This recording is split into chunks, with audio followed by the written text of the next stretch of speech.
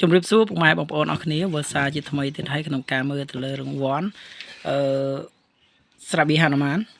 អញ្ចឹងសម្រាប់ការមើលទៅលើរង្វាន់នីមួយៗតែងតែសង្កេតមើលទៅលើក្រវិលកំប៉ុងដើម្បីបញ្ជាក់ថាវាត្រូវអញ្ចឹងសម្រាប់នៅការមើលទៅលើរង្វាន់នីមួយៗតែងតែសង្កេតមើលទៅលើក្រវិលកំប៉ុងណាពុកម៉ែបងប្អូនអរគ្នាមុននឹងចូលដល់វីដេអូរបស់ខ្ញុំសូមបងប្អូនអរគ្នាកុំភ្លេចចុចថា Subscribe បើសញ្ញារូបកណ្ដឹងម្នាក់មួយផងដើម្បីទទួលបាននូវវីដេអូថ្មីៗអាប់ឡូតជារៀងរាល់ថ្ងៃផងដែរនេះគឺជាហានុមានទឹកខៀវអញ្ចឹងសម្រាប់ការមើលទៅលើរង្វាន់គឺយើងមើលទៅលើឈ្នួតពុកម៉ែបងប្អូនអរគ្នាឈ្នួតបុកចំក្រវិលពីមុខមកគឺបញ្ជាក់ថាវាត្រូវ 100% សម្រាប់សម្រាប់ស្រាប៊ីហានុមានណាហើយសម្រាប់លេខគូតខាងក្រោមគឺ19បងប្អូនអរគ្នា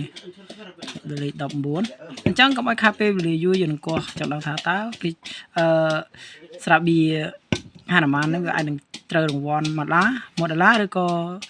ត្រូវមួយកំប៉ុងអញ្ចឹងកុំឲ្យខាតពេលវេលាយូរយើងនឹងកោះទាំងអស់គ្នាឥឡូវរងចាំពុតទៅហើយបងប្អូនអរគ្នាបាទឥឡូវត្រូវមកកំប៉ុងបងប្អូនអរគ្នាបាទអញ្ចឹងសម្រាប់ការមើលទៅលើកង្វល់កំប៉ុងគឺត្រូវពិតបងប្អូនអរគ្នាបាទមើលទៅតាមខ្ញុំទៅហើយធ្វើតាមគឺត្រូវឲ្យបងប្អូនអរគ្នាអរគុណច្រើនហើយបាទ